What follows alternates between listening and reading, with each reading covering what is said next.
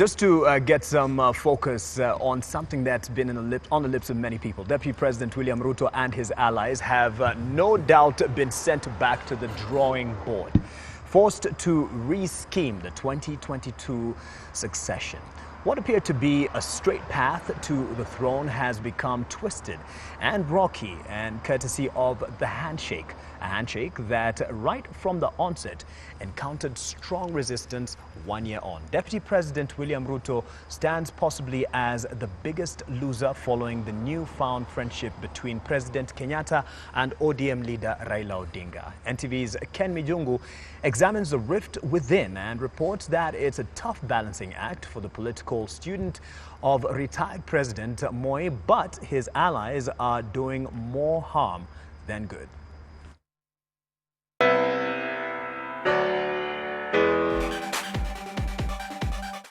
Niliona mwingine akisema sijui nimeiba mali ya nani. Mimi namwambia, wewe tembea hapa Karura Forest hapa. Ofisi ziko hapo. Kwenda useme Uhuru kile ameiba. Shida iko wapi jameni? President Kenyatta speaking his mind. Tough talk such as this has become the norm. The president seemingly focused on his legacy and rebuilding the country through his Building Bridges initiative. In the recent past, he has at times given the impression that this is all he cares about. Yet, President Kenyatta is no doubt the key pillar that will build or serve a damaging blow to his deputy. What is the problem?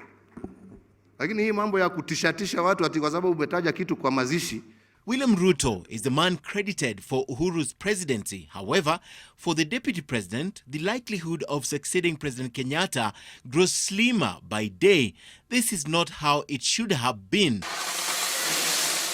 It began in 2016 when Jubilee constituent parties dissolved. The National Alliance Party and the United Republican Party then became one, forming the Jubilee Alliance Party.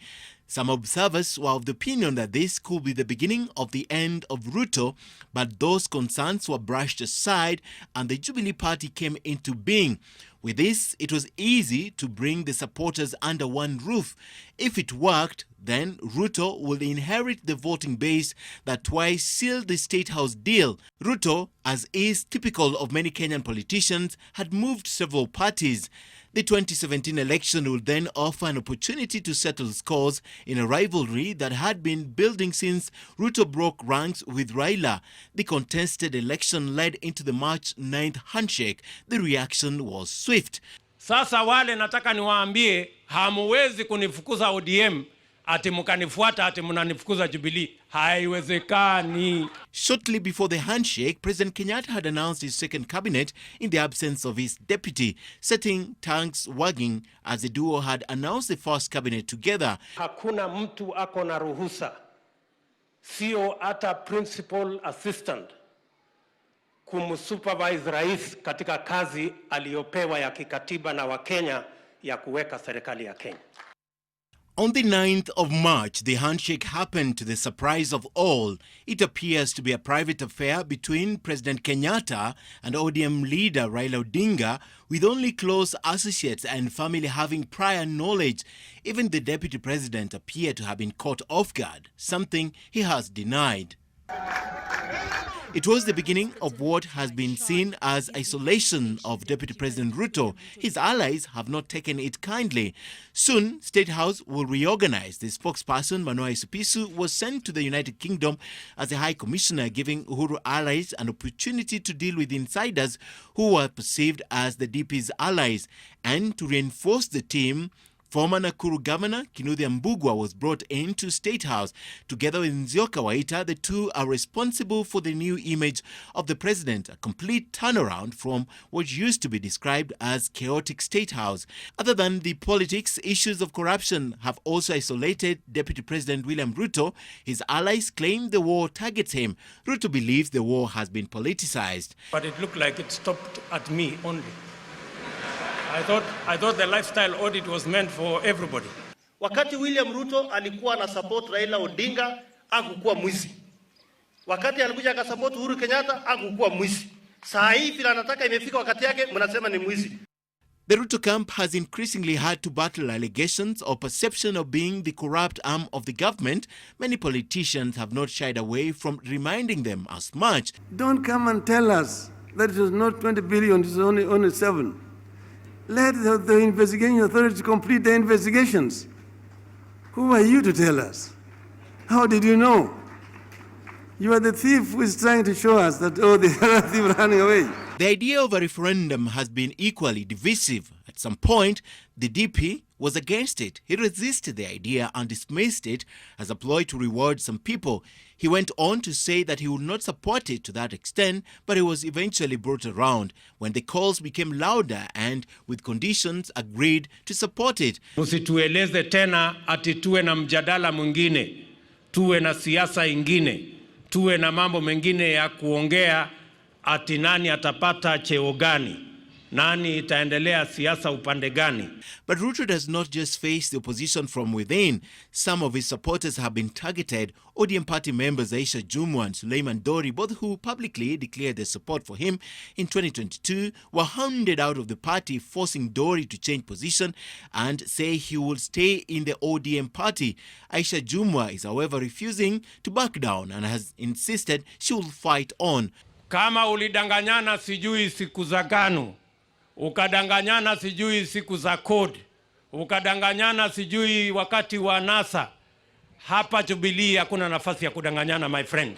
All this has served to show an increasingly isolated deputy president, especially at the top. It raises questions on his chances in 2022 succession. Serious questions at that. Ken Mijungu, NTV.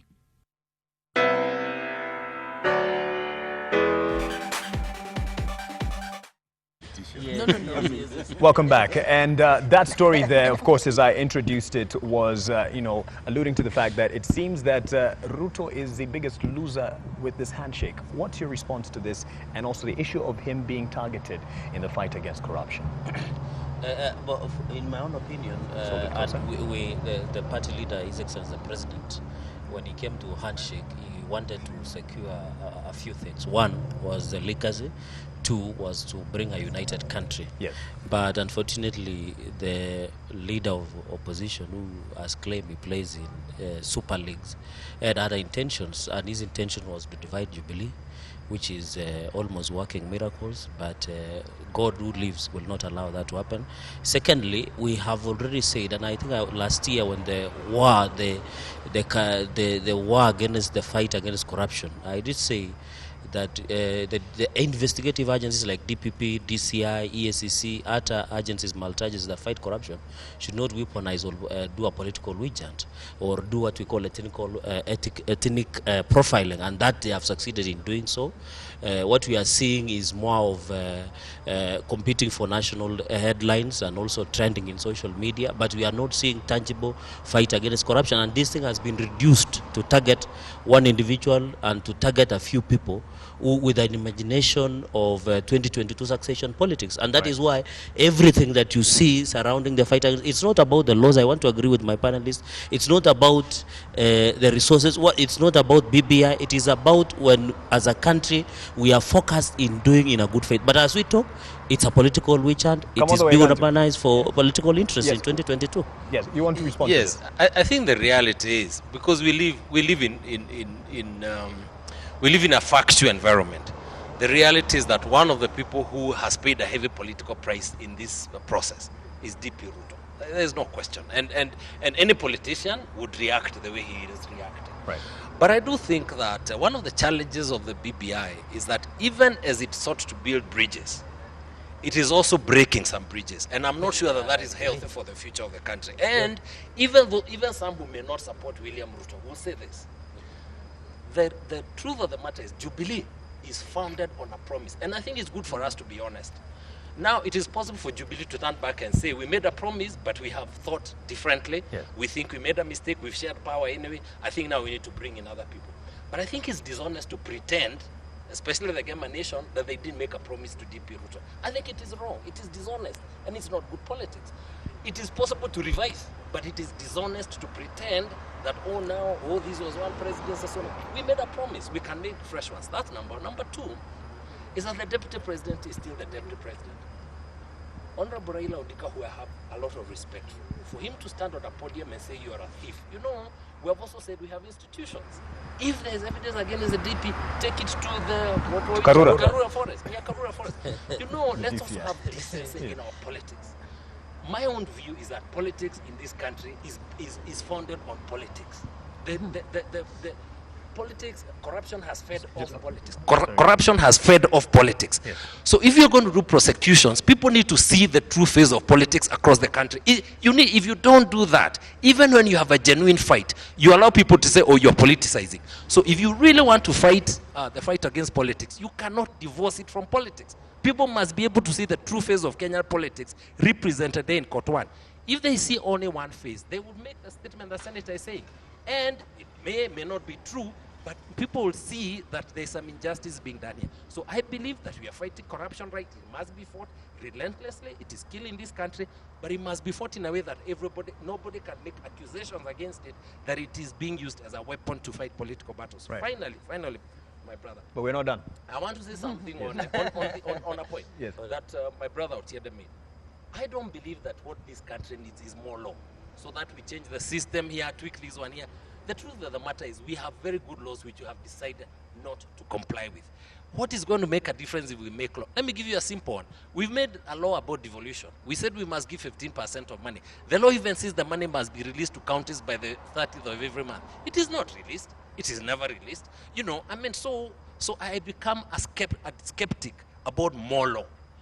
If we had complied with this constitution so well, and then say, now that we have complied with it, it is not working, let's adjust some more, I would be with it. But right now, all we are saying is we have failed to respect 50% of the constitution. Let's add more so that we violate it. I don't think our problem is a system problem. Right. Even on corruption, I don't think our problem is a system problem. It's a commitment problem. If we were committed, by the way, if we were fighting a true fight, Kenyans, including the DP Rutos, would have to support it.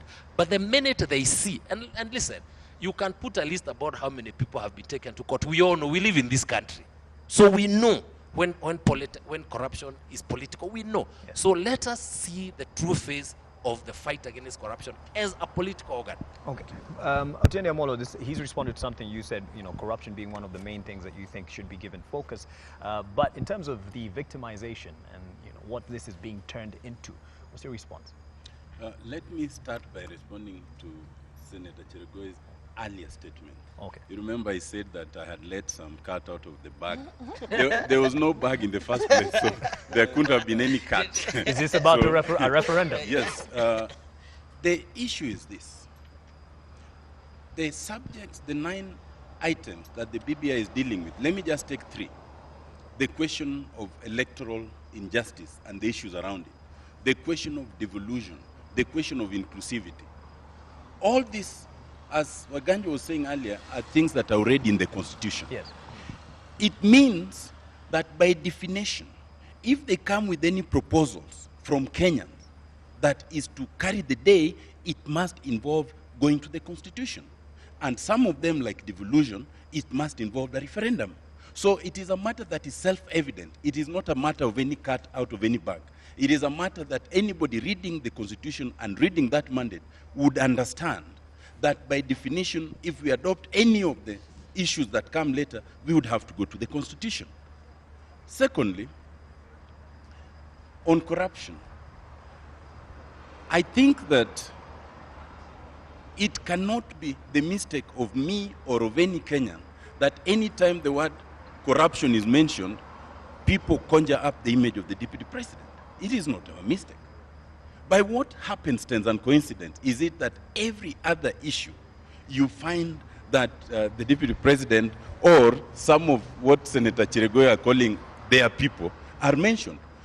If you were to sample and you say that you want to, cover long distance runners, chances are you will only get people from a certain region. If you were to deal with footballers and rugby players, chances are you'll only get people from a certain region.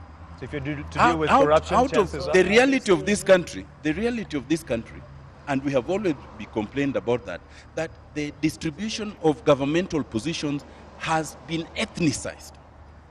And in any you get any 10 serious positions, you find 8 or 9 of them are only from 2 ethnicities. Therefore, if you are taking those people to court, by definition, those ethnicities would suffer more than any other. So the fact that your people are suffering is because they were in those positions in the first place. If they were not in those positions, they would not be in court. So I do not think that we can say we've weaponized the fight against corruption. It is only that by happenstance, many of those who are already in those positions were from those regions. It was not balanced in the first place. And I dare you, you can look, the KVDA that we're now talking about, if you look at the board, 90% of the board are from one region. By definition, when now that board is taken to court, as I think they should, then again, Senator Cherigo will say, you see, it is only our people. But where will you get an Onyanga or an Otieno if they're not there in the first place? I mean, we must be honest. And Senator Kamoto Aganjo, for me, the honesty about what Jubilee planned or promised, I can't speak because me, I'm not in Jubilee. All I know is that the fight against corruption should be fought, and it should be fought fairly. But in my view, if you are wrongly accused of corruption, then there are remedial measures. First of all, you will be in court, you will defend yourself, and once the matter is done, you can even sue for wrongful prosecution. But if on the other hand, you think that somebody else who should have been taken to court has not been taken, there is the avenue of private prosecution. We should not fault the fight against corruption merely because we think now it is inconvenient, in my view. Right. Chera, you say you want a right of reply. No, you know what my seniors try to do is stereotyping that Kalenjins are corrupt, which is so far from the root. And then number two is making, and I agree with Waiganjo, that all of us, the institutions that are tasked to doing some of these things. Before I say Otiende or so and so is corrupt, there should be a full process of the laws that should be followed. Secondly, we have had even during the Grand Coalition government, your party leader was accused of impropriation of around 3.4 billion of kazi kwa vijana. And those are some of the things. That is why some of us cannot stand up and accuse without proper facts that are in place. And therefore, even the issue of KVDA that is bringing up the issues of dams is that even the composition of boards, even like Victoria Water Services Board, it is only one community. They can engage in one community. But even as we talk about, those are some of the issues we should agree, we should discuss as a country. But when you go ahead and ethnically profile some communities that are corrupt simply because William Ruto is running for presidency in 2022 for succession politics, then it doesn't make sense. If we have to fight corruption, let us do it in good faith. The reason Kalenjin's nation is being victimized, ethnically profiled, is simply because Dr. William Ruto is running for presidency. Nothing else that can be said further from the truth. All right, that's your opinion, and I want to have Professor respond to some of the issues, and especially what Otiende Amolo brought up in some of the issues, devolution, inclusivity. If you need to get some changes in this area, then it is inevitable, it would seem, to go to a referendum. Yeah, let me first respond to what Senator Cheragay said, that after BBI went to Eastern, they came to now say that we are going to change the system. I want it to go on record that BBI has never stated any position. What has been reported is what the people and leaders from the various counties have said. Okay. Our sessions are Hansard recorded.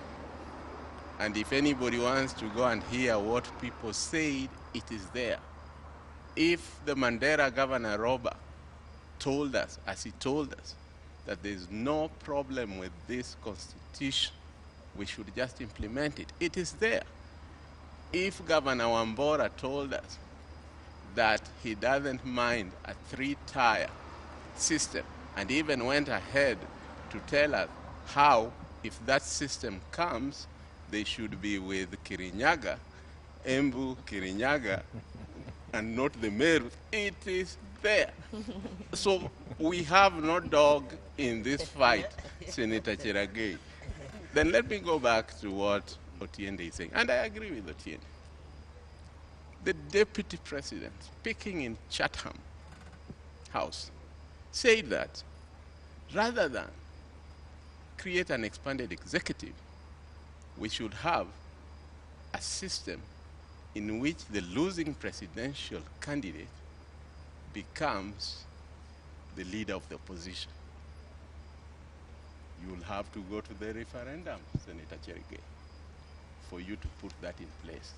So as what we shall advise is that this is what came from the people, and for you to implement it, you have to go back to the Constitution. It is not us. If the people tell us something, like IBC told us, stagger the elections, it means you are going back to the Constitution to a referendum. It's not us. It is the people telling us what they want, and us we simply look. Is it a policy issue? Is it an administrative issue? Or is it an issue that needs to go and revisit the Constitution? Hold on, Cherigay. Daisy, it seems this is going to be the inevitable end, that we're going to a referendum. Does this worry you as you hear this conversation develop? It worries me. Yes.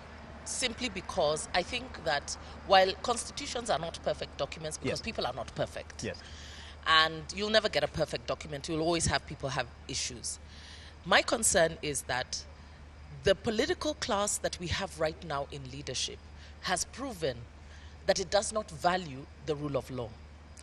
And so I personally have my reservations of having the Constitution opened under the current leadership.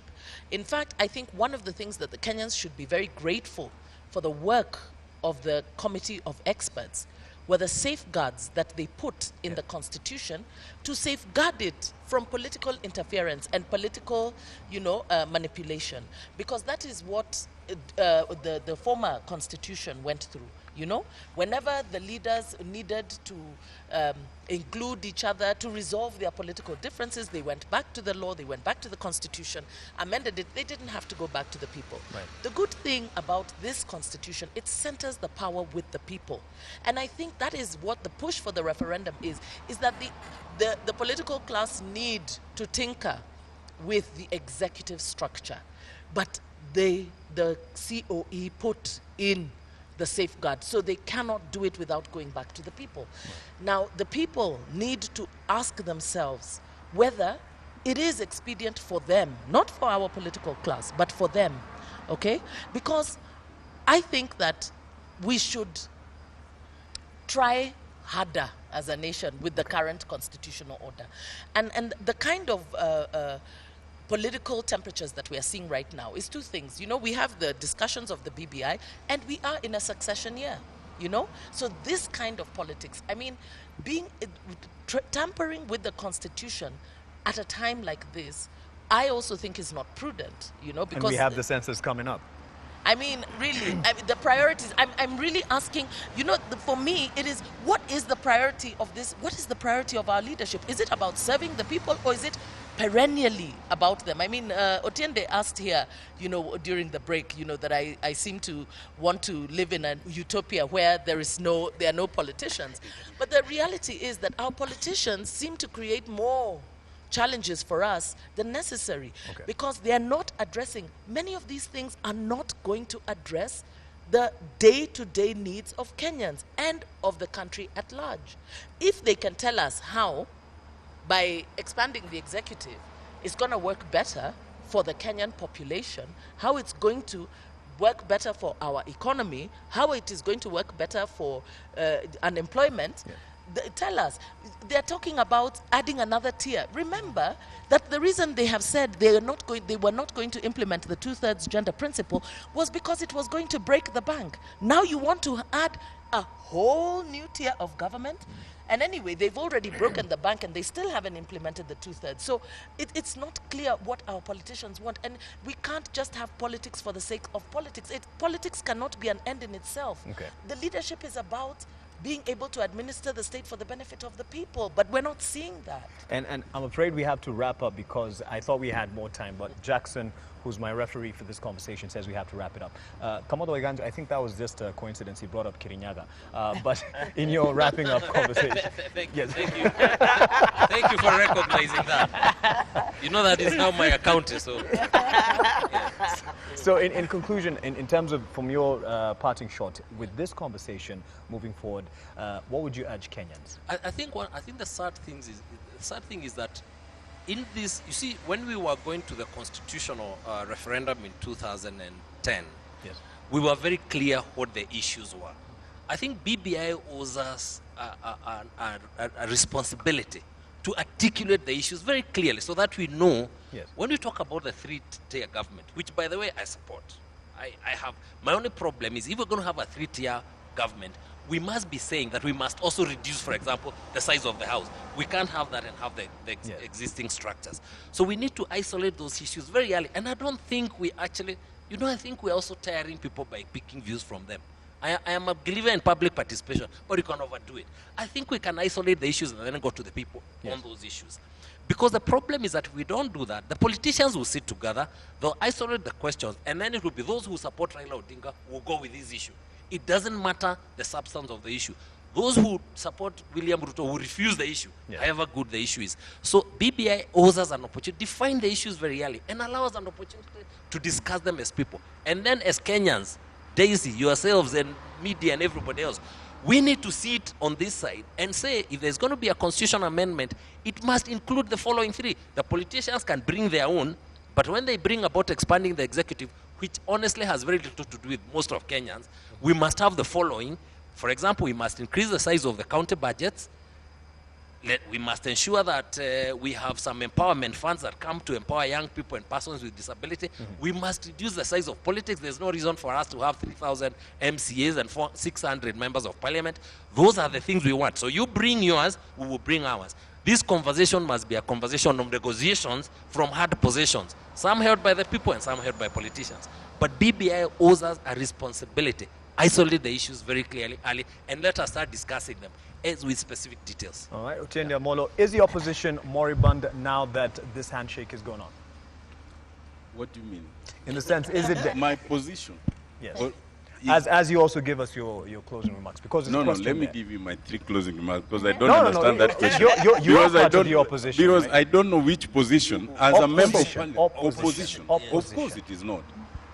Although there are people who are opposition within Jubilee, but three things. First of all, I think Kenyans sometimes forget how close we came to the brink 1 year ago. We had a situation where there was the president sworn in Kasarani and our own president sworn in with the people. And we had a situation where every day people were being killed. We had a situation where within the hour and days, it was impossible to go to certain parts of this country. If my name is Amolo, there are parts I would not go to, and there are parts Kamodo would not go to. Can you imagine where we would be today when people like Senator Cherugai speak so lightly of the handshake? Yes. We would probably not have a country. And the danger, which is why BBI is important, is that it's not a question that it is Raila and Uhuru. If we go on this way, 2022, 2027, we will always have that situation. That is what we want to avoid, and that is why it is very important. Secondly,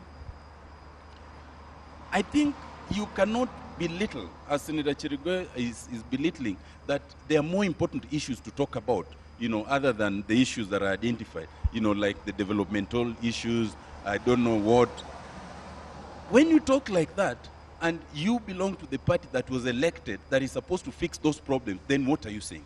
It is an admission, then, that the government that was elected is not able to work.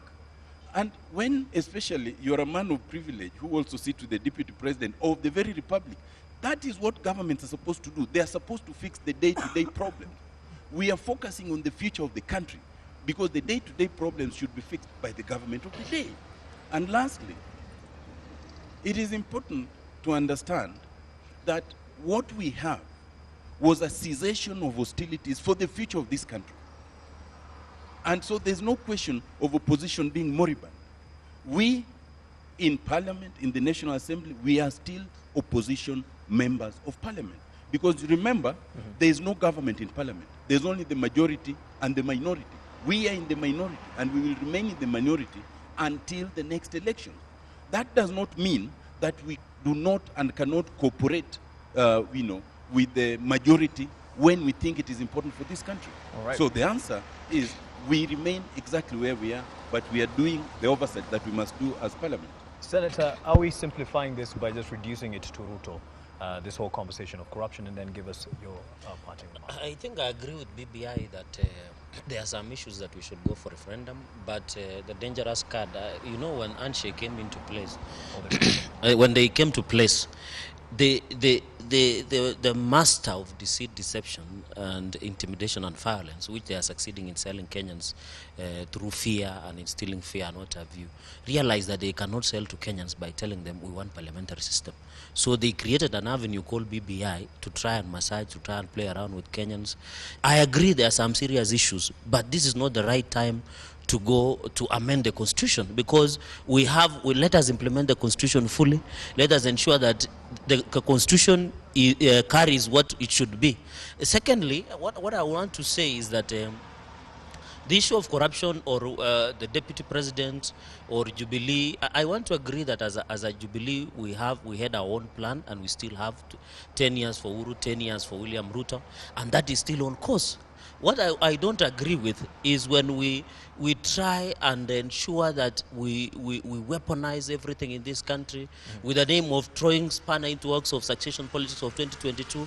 And those are some of the challenges that we don't want to see as a country. This country, and I want to agree with what some of my colleagues have said, while people are busy building bridges, others are erecting walls, destroying bridges that were already there, because the Jubilee Party was built on unity of the country. It was built on coming together. So the original handshake of 2013 is what has drove this country to where it is. But the false and cosmetic handshake is the one that is trying to bring country into its knees. And I think we should be genuine in terms of where the real handshake is, because what we are saying is not in tandem with what Kenyans want to believe, because the concern of Kenyans is we fix the immediate problems that we have as a country, but not bring unnecessary diversionary tactics for only expanding executive to ensure perennial losers get jobs in government. And then there's a question of people who were victims in the past elections.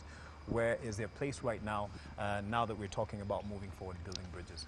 Well, I think that is a pertinent question, and it was good that we saw that there was the inquest into the death of baby Pendo, and those are the kind of things that we want to see. As Otiende has rightfully said, people were being killed, and there were extrajudicial killings that were meted out on people, and those investigations must happen. And I think the DPP and the DCI have made their commitment towards investigating all the deaths, and we hope to see that commitment.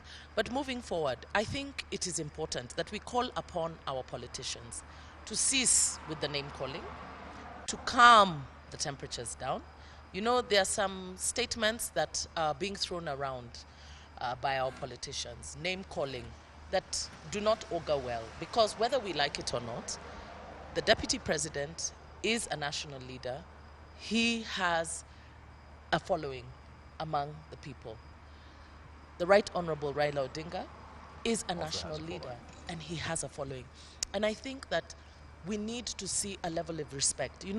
We see our leaders sometimes talking about the way our youth are behaving and disrespecting people, but they learn this disrespect from the way our leaders engage. Our leaders must learn to engage more constructively and, try and temper the temperature, because they are setting the tempo for the country. And right now, despite the fact that the handshake gave us a calm, they are igniting tensions again with their sentiments. And it will lead us to a path that we know what the outcome is. And I think that this should cease. So I'm really calling upon Senator and his team and Otiende and his team and the rest of the people. They need to come together. If we're talking about building bridges, we need to build a bridge of unity for all Kenyans. We must fight corruption. The corruption must be fought even-handedly, and everybody should support the fight against corruption. It cannot be that if you have been caught with 10 shoes, you complain, that it's not fair because the one who stole 100 shoes has not been caught. No, we must insist then the one with the 100 shoes should be caught, but we will catch the one who stole the 10 shoes. So I think that it is time for our politicians to mature, Yes. to behave in a mature manner, to understand that their utterances can ignite tensions that will take us to where we are saying building bridges is taking us away from. Okay. You know, let us sober up and let us calm down. Professor Adams Olo, when can we expect that report? Your time was to come to an end in terms of the report, June, I believe, or July. And how do you announce it to people that you're coming to their county? And what exactly, in terms of the progress that you are making, why aren't you updating people as you go on? In fact, that's a very interesting question. I'll tell you, for example, the debate that I've had here. Yes. And I'm a testimony of building bridges because, Mark, you can testify that I'm not as combative as I used to be before. A bit laid back. You've just grown a little older. But when you see the report in the media, it's not, and they usually come to our sessions, it's not what the people say there. It is what the politicians say. Okay. At times you even report that the politicians have presented views to us when they haven't brought that memorandum to us. They have just announced it in a press conference.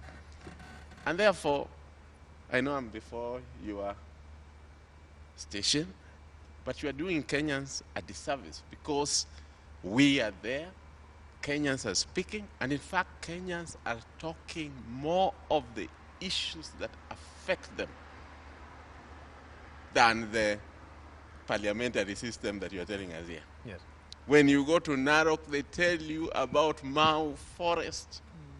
When you go to Kajiado, they tell you about the influx and how their fathers were conned to sell land in a bar and all that. They are telling you real issues. Okay. But what gets covered? Is there a central place we can get what you're doing, and when are you done with Well, this? let me say this, that we were gazetted on 24th May, and we were given 1 year. But all Kenyans know that we didn't start until October.